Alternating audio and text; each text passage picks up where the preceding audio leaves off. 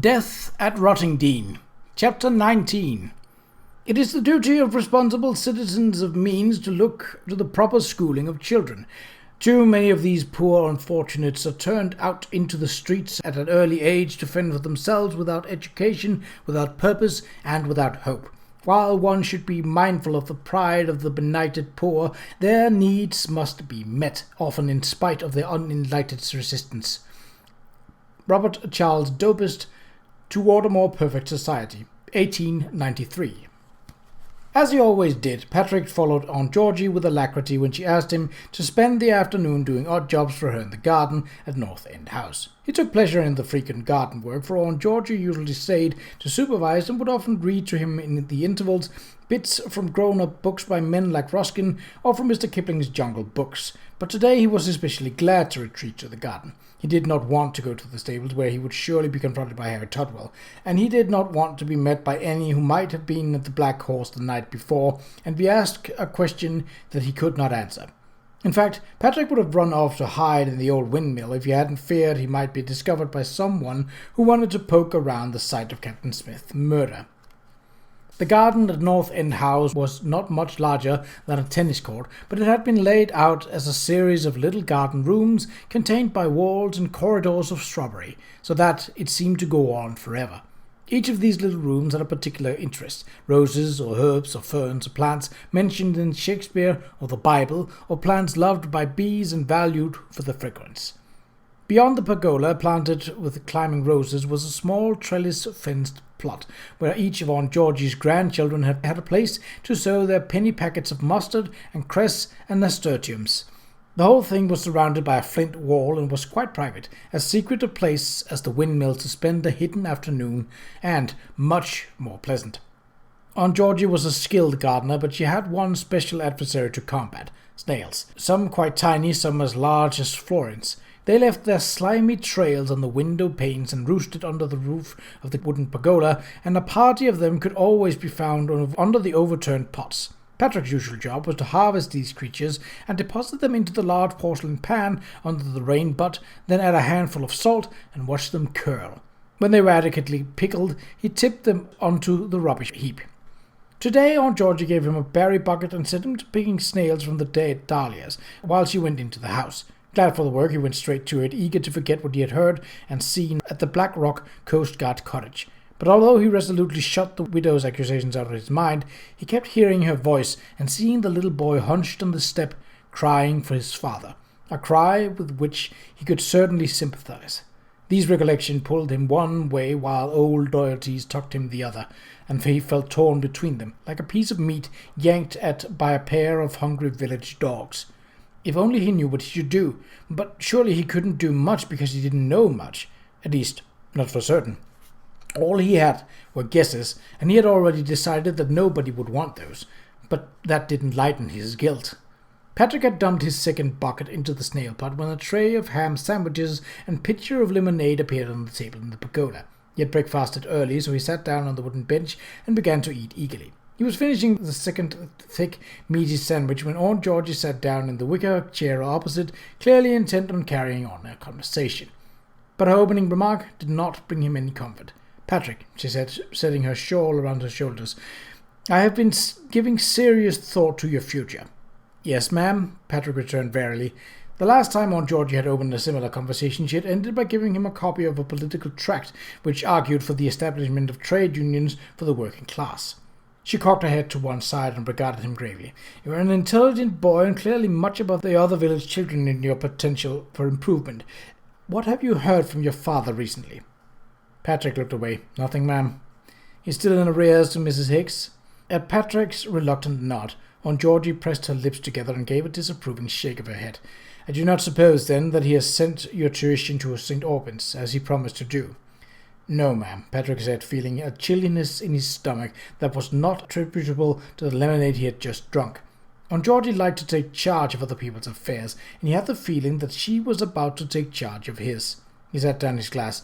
"Thank you for the lunch," he said, and stood. "I'd best get back to work now. There are buckets more snails." Aunt Georgie lifted her chin. "Sit down, Patrick," she commanded. "We have not finished our talk." Unwillingly, Patrick sat on the edge of the wooden bench. "Now," she said, in a stern tone, "I have it on reliable authority that you are no longer attending Mr. Forsyth's school. Instead, you are spending your days frequenting the stables, and in your evenings running through the village and over to Brighton." "No, ma'am," Patrick said. "I work for Mr. Tutwell at the stables, and I do errands for him." He took a deep breath. She wouldn't stop until she had dug it all out of him, so she might as well tell her. "The money goes to Mrs. Hicks to pay my board bill." "To pay—" Aunt Georgie began in a half-horrified tone and then stopped. "I see," she said, after a moment and in a kindlier voice.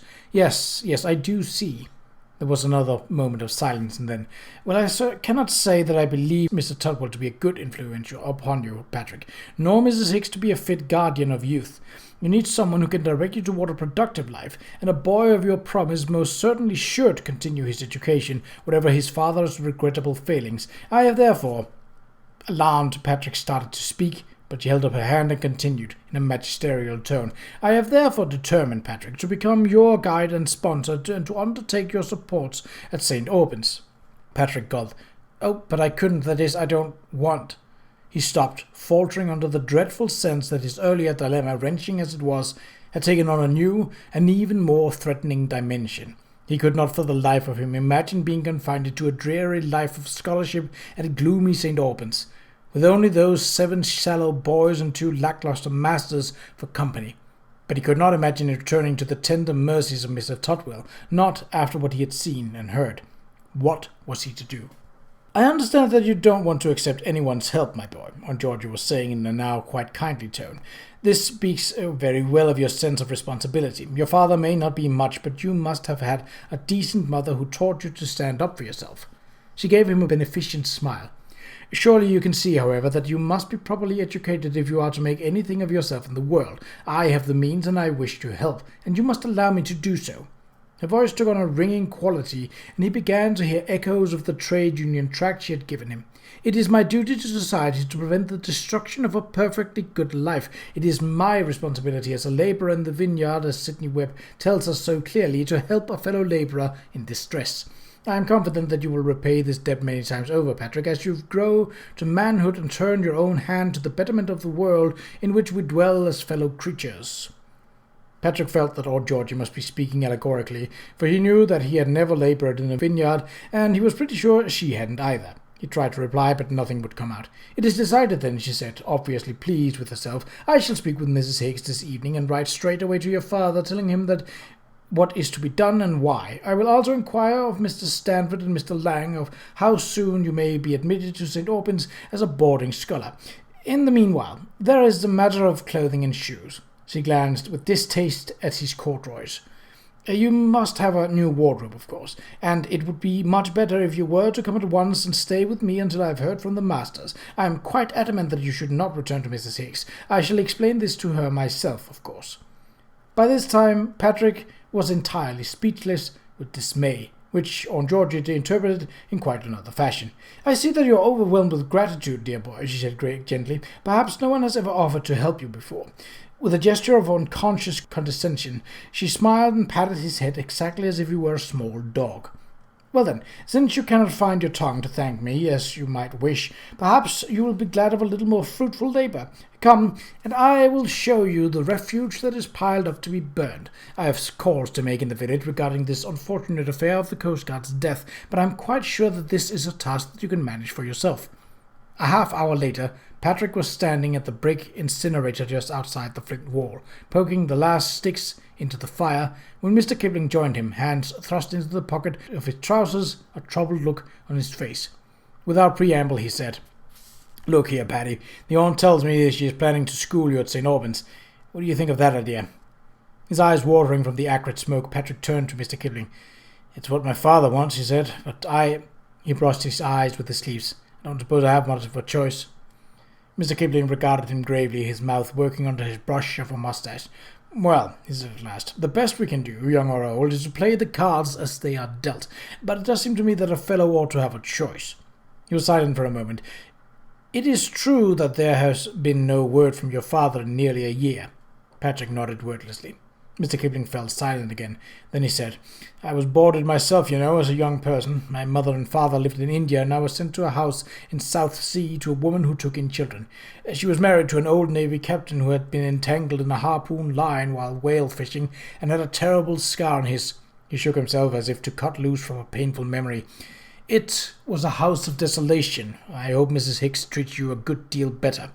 Patrick felt a warmth within him, where before had been only an icy chill. "She's not a wicked woman," he said. Kipling smiled faintly. "I doubt you'll tell me if she were.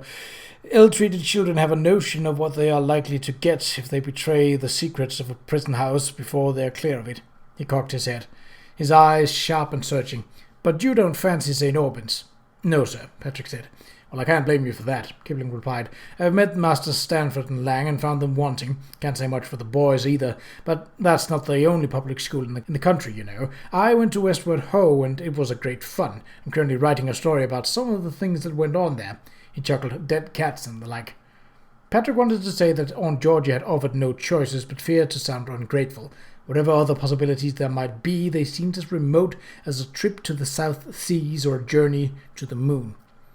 Mr. Kipling stood for a moment longer. "Well, cheer up, old man. We'll see what's to be done." He turned on his heel and left, going back through the apple orchard toward the elms.